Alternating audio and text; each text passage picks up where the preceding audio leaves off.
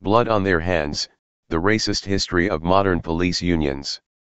By Flint Taylor. Outraged by New York City Mayor Bill de Blasio's statements concerning the killing of Eric Garner, Patrick Lynch, the longtime leader of the New York City Patrolmen's Benevolent Association, PBA, the NYPD's Officers Union, recently made the outrageous assertion that the mayor had blood on his hands for the murder of the two NYPD officers.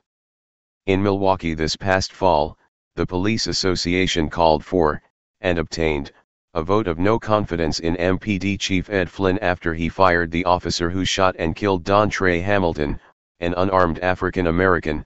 Subsequently, the union's leader, Mike Crivello, praised the district attorney when he announced that he would not bring charges against the officer. In Chicago, the Fraternal Order of Police, FOP, a longtime supporter of racist police torturer John Burge, is now seeking to circumvent court orders that preserve and make public the police misconduct files of repeater cops such as Burge, by seeking to enforce a police contract provision that calls for the destruction of the files after 7 years. And in a show of solidarity with the killer of Michael Brown, Chicago's FOP is soliciting contributions to the Darren Wilson Defense Fund on its website. Such reactionary actions by police unions are not new, but are a fundamental component of their history, particularly since they came to prominence in the wake of the civil rights movement. These organizations have played a powerful role in defending the police, no matter how outrageous and racist their actions, and in resisting all manner of police reforms. New York. In June 1966, New York City Mayor John Lindsay, responding to widespread complaints of police brutality, called for a civilian review board.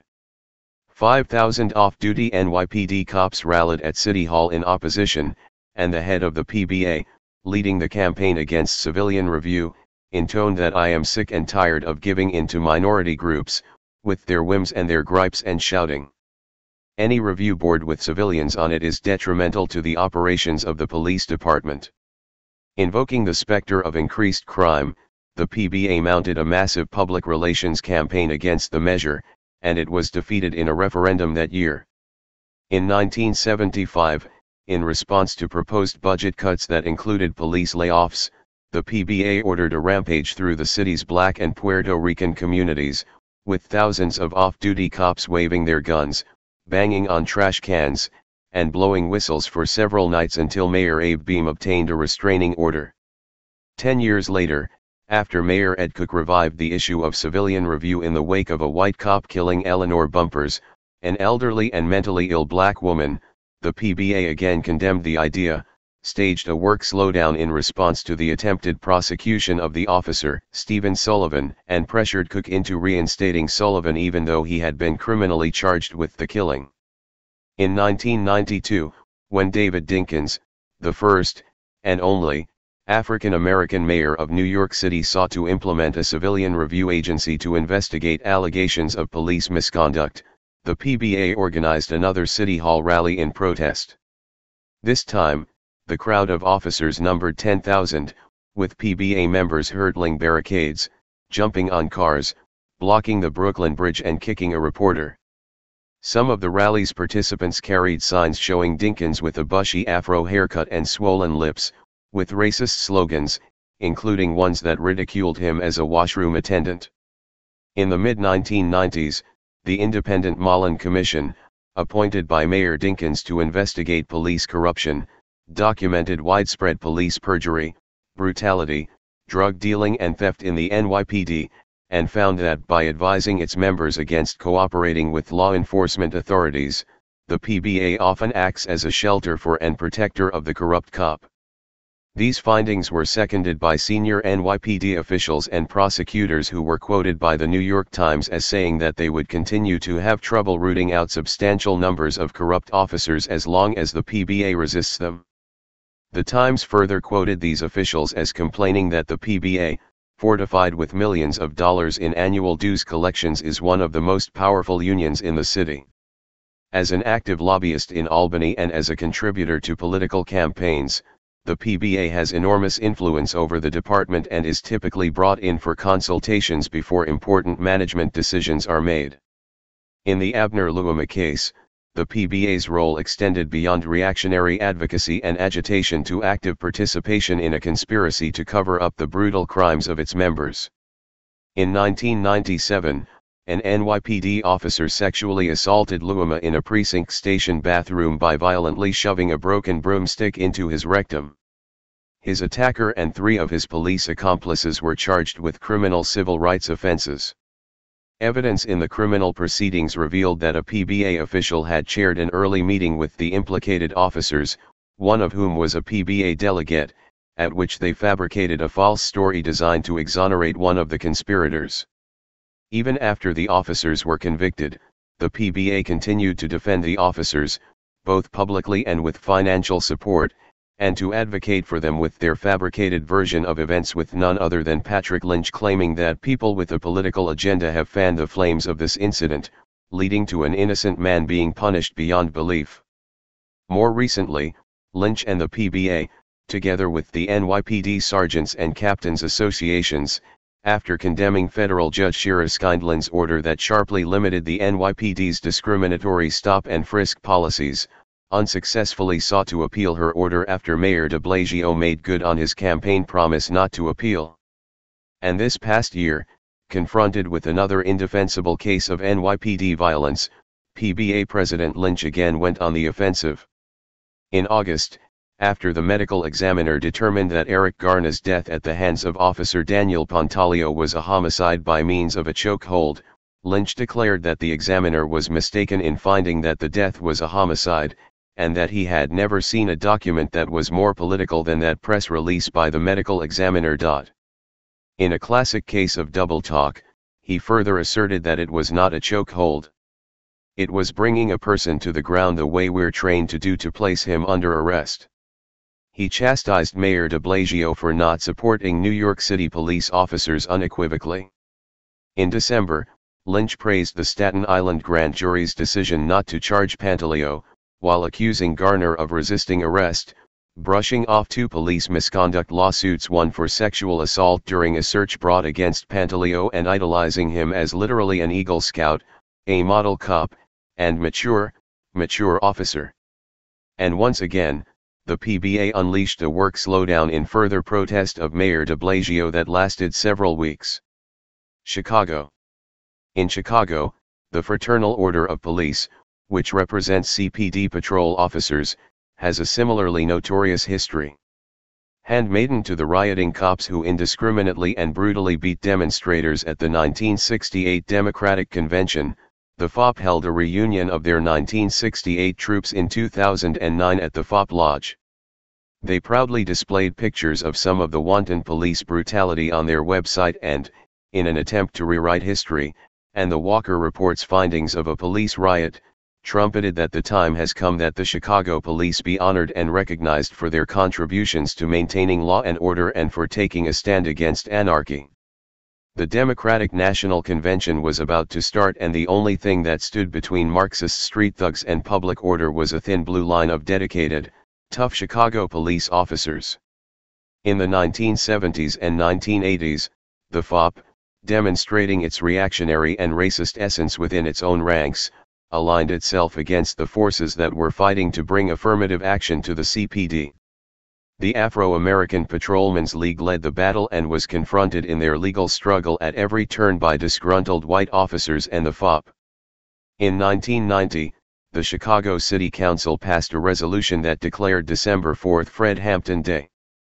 On December 4, 1969, Hampton, a dynamic young Black Panther Party leader, was slain in his bed by Chicago police in what, by 1990, had been documented and widely accepted in the African American community as a politically motivated murder.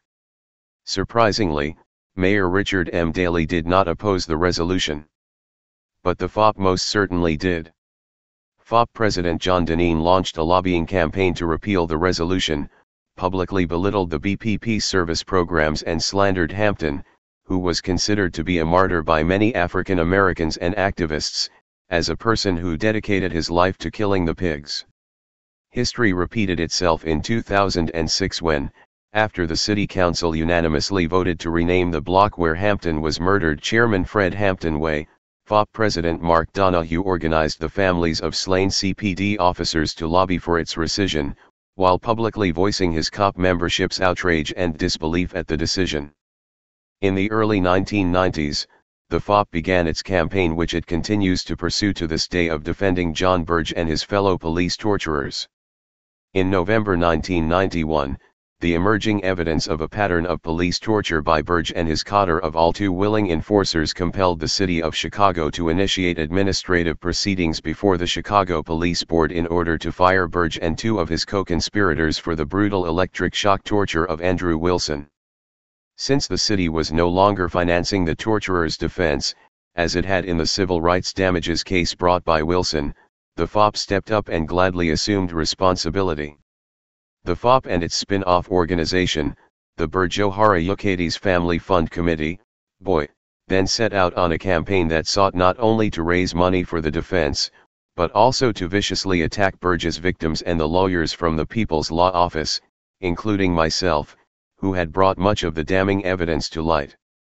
They falsely accused us of fabricating the evidence of systemic torture and of making millions from exposing the scandal. They also organized a raucous fundraiser at a local union hall where Burge was lionized by thousands of cops and prosecutors. After a 6-week evidentiary hearing, the police board fired Burge and suspended one of the other charged officers. Deneen called the decision a travesty of justice, and only weeks later the FOP announced that it intended to enter a float honoring Burge and his compatriots in the annual Southside Irish Parade, a parade in which Chicago mayors and numerous other politicians regularly marched. The public outrage and cries of racism that followed the FOP's announcement were swift and strong, and the FOP was forced to withdraw the float.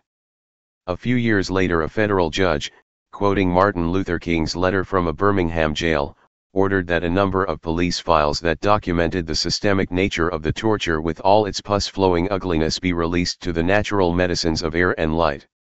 The FOP intervened in the suit, seeking to overturn the order, and continued to pursue its battle to suppress the files with an unsuccessful appeal.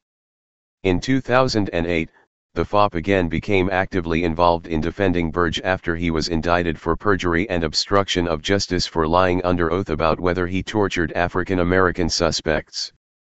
The FOP board, without putting it to a vote of its membership, pushed through a resolution to pay for Burge's lawyers in the criminal case.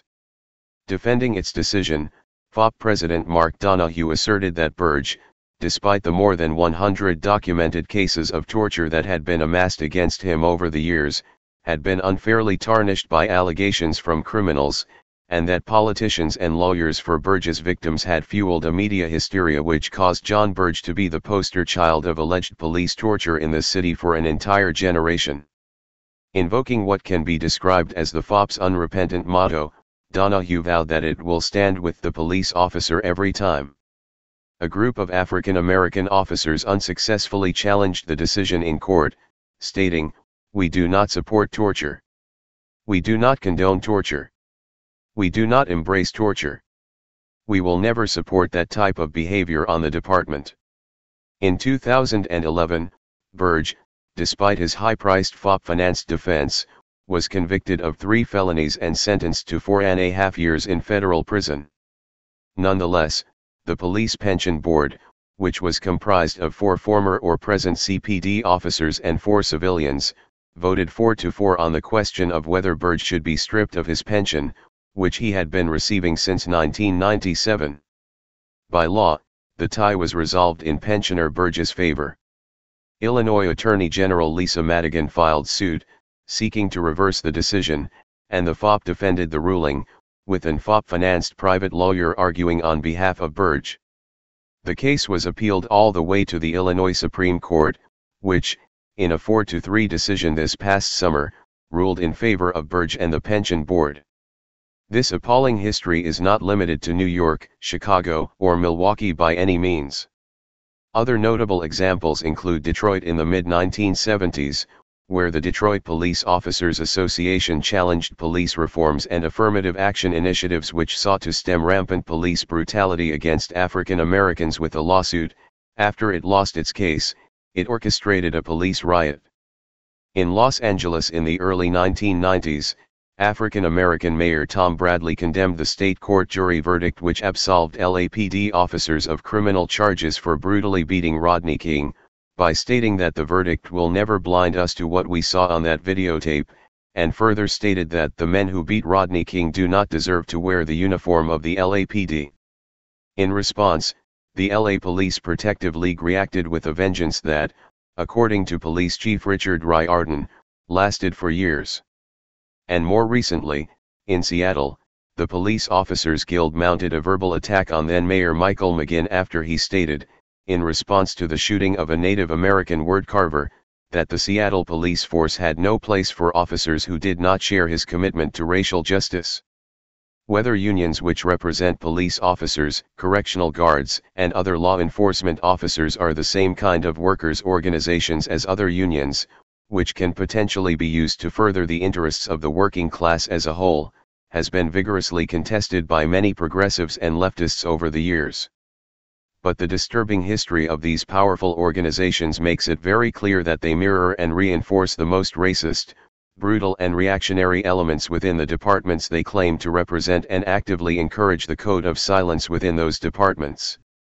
They are far from democratic, with officers of color and women having little or no influence.